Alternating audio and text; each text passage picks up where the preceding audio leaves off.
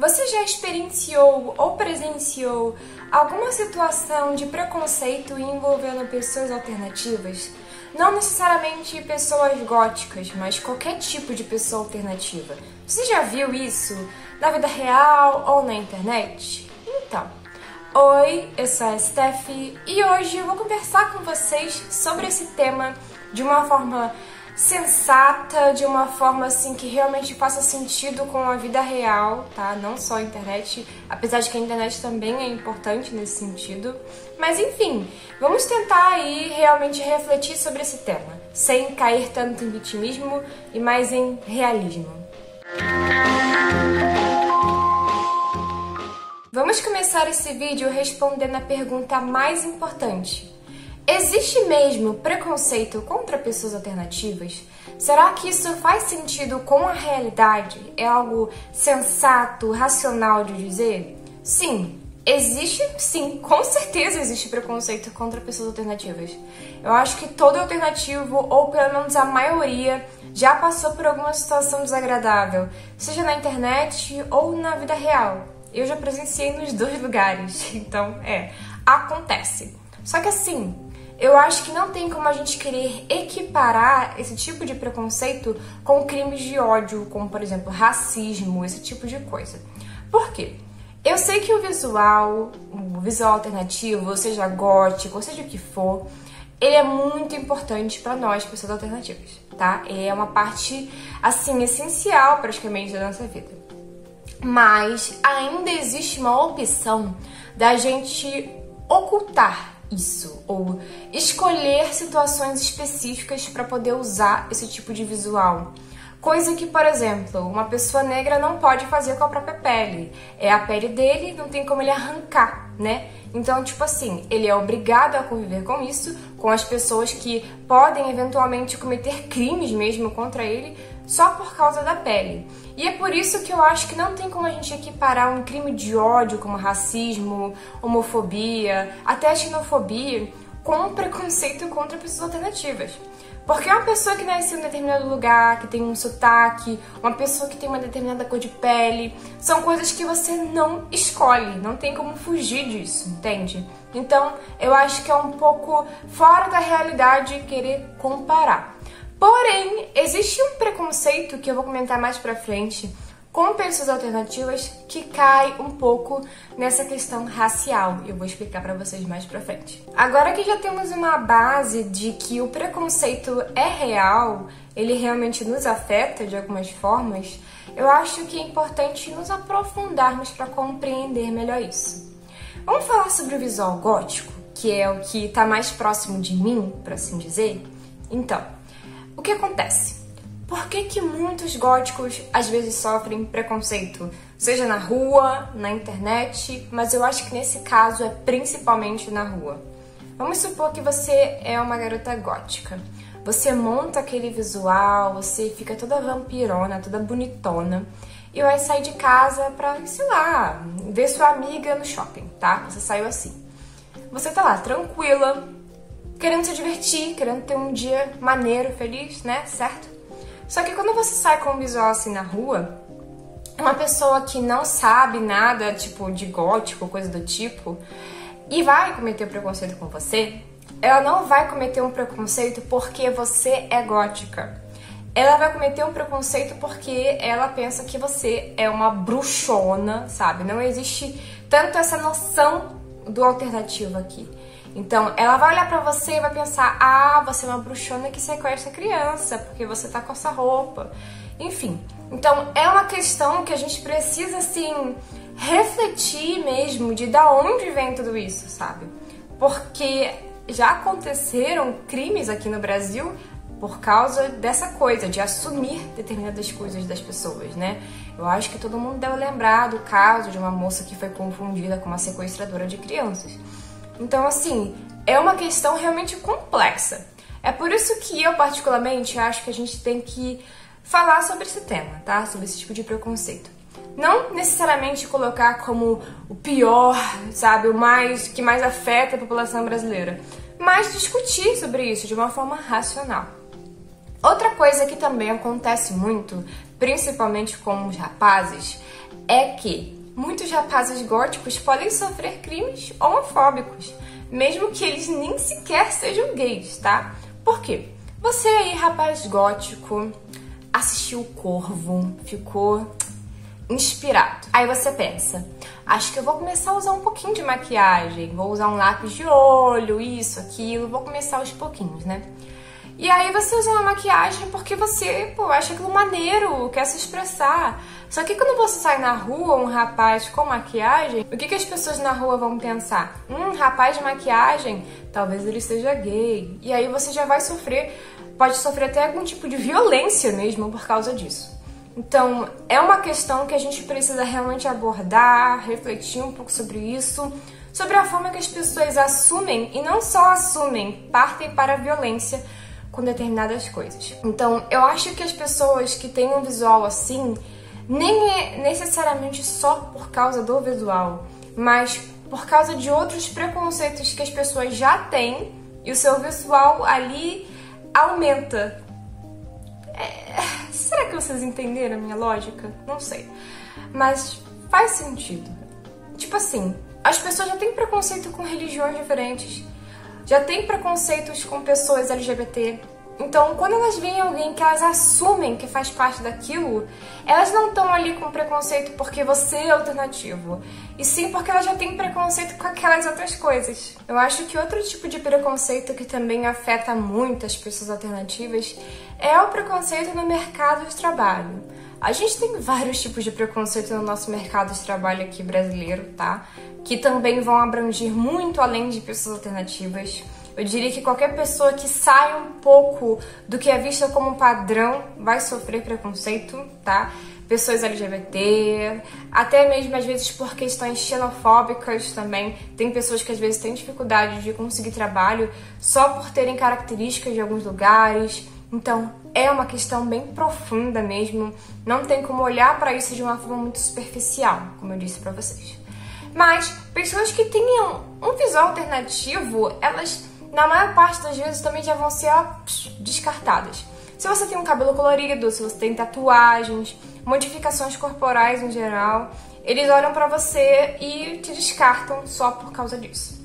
E aí entra uma coisa que eu tava querendo abordar com vocês, que é a questão da modificação corporal. Lembra que eu falei no começo do vídeo que o visual alternativo ainda dava pra se camuflar? Quando a gente fala de roupa, de maquiagem, de cabelo, até que dá mesmo, porque cabelo você ainda pode colocar peruca, né? Pra disfarçar. Mas e quando a gente fala sobre modificações corporais? Eu particularmente não tenho modificação corporal nenhuma, só brinco mesmo. Eu não tenho tatuagens, não tenho nada. E assim, se eu sair de casa, passar uma maquiagem mais suave, uma roupa mais suave, ninguém nem vai imaginar que eu sou gótica, que tem canal no YouTube e tudo. Enfim, né?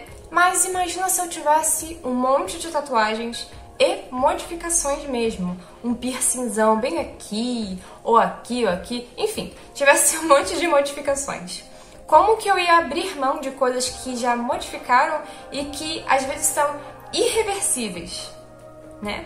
Aí a pessoa vai falar pra você, mas você fez porque você quis. Só que aí entra uma questão interessante e que vai também cair nessa questão racial e cultural. Modificações corporais nem sempre são puramente por estética ou puramente associadas com um visual alternativo, como ser descolado, coisa do tipo, tá?